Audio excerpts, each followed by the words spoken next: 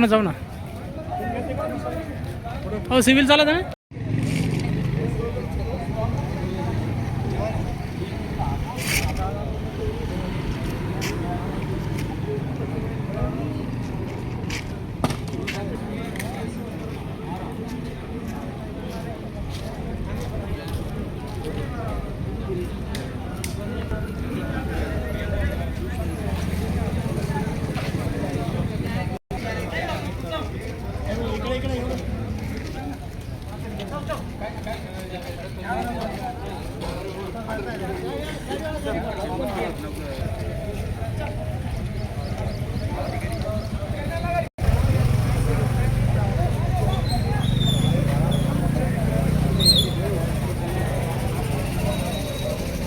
काय सांगाल, आज एसपी ऑफिसला काही नागरिक आले होते, काय प्रकरण काय? पोलीस स्टेशन मौजपुरीला जो काल एक गुन्हा दाखल आहे, एका विवाहित महिलेनं विष प्राशन करून आत्महत्या केल्या, त्याबाबत आम्ही टोटल 7 आरोपींच्या वरती गुन्हे दाखल केलेले आहेत आत्महत्येस प्रवृत्त करणे आणि इतर कलमाद्वारे.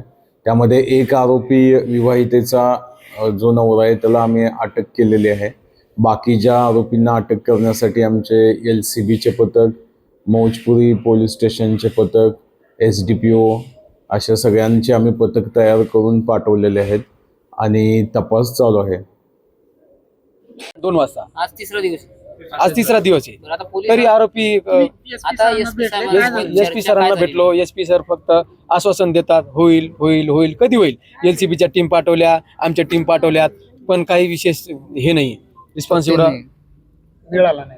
आता काय भूमिका तुमची मग शेवट? आता भूमिका एकच आहे, इथं न्याय मिळाला तर चालेल, ठीक आहे ना, तर आम्ही आयुक्ताला जाणार आहे. आणि आमची तिथे बी नाही न्याय भेटला तर आम्ही शेवटी पुढच्या पायरी चढूच. तोपर्यंत तुम्ही मृतदेहाला हात लावणार नाही, आम्हाला न्याय भेटला. जोपर्यंत जिद्द होती ती आपली मुलगी होती. काय नाव आहे तुमचं? माझं नाव श्याम परसराम राठोड, मी मुलगीचा भाऊ.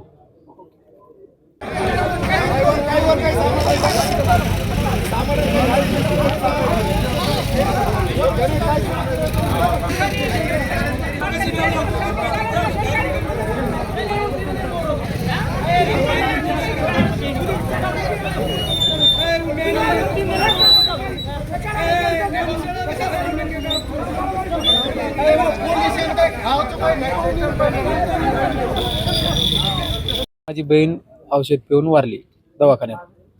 जे आरोपी आहे ते आतापर्यंत धरले गेले नाही. 17 तारखेला 10 वाजेला FIR दाखल केलं, काल 18, आज 19, तरी बिन आरोपी हजर नाही. म्हणजे हे पोलीस प्रशासन करतंय काय? हे आरोपींना कधी अटक करणार आहे, हे आमचा प्रश्न आहे. आम्ही ज्यावेळेस हे आरोपी अटक होत नाही त्यावेळेस आम्ही बॉडीला हात लावत नाही. कोणत्या पोलीस स्टेशन मध्ये? Maujpuri police station. थोडक्यात तुम्ही घटनाक्रम सांगा ना, काय नेमकी घटना काय घडली? विशेष म्हणजे माझ्या ते बाजी उमरातला माझी बहीण दिलेली 2018 मध्ये लग्न झालेलं आहे, पण त्यांना सतत मानसिक शारीरिक छळ, सासू सासरे, त्याच्या घरातील देर जाऊ, त्यानंतर चुलत काका सासरे, एवढं टेन्शन होतं. तर प्रत्येक वेळेस त्यांना मारहाण, कोणत्या छोट्या छोट्या गोष्टीहून मारायचं, इकडे तिकडे सांगणे काय बी. त्यानंतर ती मुलगी कंटाळली. गेल्या वर्षी 2025 मध्ये याच टायमेला त्यानं विष प्राशन केलं होतं कंटाळून. तरी आम्ही सांगितलं, बाबा जाऊ द्या, आमच्याकडे तुझं काय आयुष्यभर कटणार नाही, जा बाबा, तुझ्या मुलं बाळात एक मुलगा आणि मुलगी आहे त्यांना. तर तरी तोच प्रश्न तरी मिटवलं. हरिभाऊ पवार यांनी सांगितलं, माझ्या भरोश्यावर तुम्ही मुलगी पाठवा, माझी सही द्या. तर आम्ही म्हटलं सही काही घेत नाही, जाऊ द्या म्हणलं, आपले नातेवाईक हे, आपण शेवटी नातं तुटणार नाही, आम्ही पाठवणी त्यांच्या भरोश्यावर.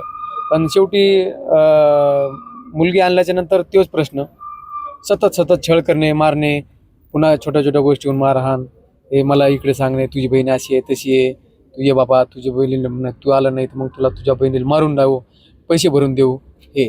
त्यानंतर 17 तारखेला असंच कंटाळून त्यांना विषप्राशन केलं. आणि 17 तारखेला ज्यावेळेस विषप्राशन केलं त्यानं दवाखान्यात आणलं. तिथं तिथले नातेवाईक कोणीच नव्हते. तिथं मी गेलो संध्याकाळी 8 वाजेला. तेव्हा हरिभाऊ राठोड आणि हरिभाऊ पवार आणि उजळाबाई सासू आणि त्यांचा नवरा एक दिवस म्हणजे पेल्याच्या नंतर तर मला तिथून दामटून पाठवून दिले. म्हणे तू काय करू शकणार आहे, जा म्हणे, आम्ही काही देत नाही आणत नाही आणि तुला काय करायचं आमच्यावर केस टाक. तसं मी तिथून निघून आलो. सकाळी परत गेलो तर तिथं कोणीच नव्हतं नातेवाईक. डॉक्टर साहेबांना सांगितलं म्हणे यांना गोळ्या द्या, यांना औषध घ्या, तरच मुलगी वाचेल, नाही तर याची प्रकृती खालावली बाबा, काहीतरी द्या यांना. तर तिथे त्यांचे नातेवाईक कोणीच नव्हते. मुलगी तडपून मेलेली आहे. त्यावर PM करण्यासाठी ते सिव्हिलला आणलेलं आहे. सिव्हिलला आणला तर आता ते म्हणतात PM करा. आम्ही PM करत नाही. आम्ही ज्यावेळेस आरोपी अटक होत नाही त्यावेळेस आम्ही बॉडीला हात लावू. कोण आमची आरोपी? मागणी. कोण आरोपी? आरोपी विशेष म्हणजे मेन आरोपी आहे हरिभाऊ पवार, सखाराम पवार आणि सासू, त्यांचा देर, त्यांचा जावई आणि त्याची जाऊ, असे 7 जण आहे. पती पती रामेश्वर पवार आहे ना, तो आहे का त्याच्यात? तो पण घरीच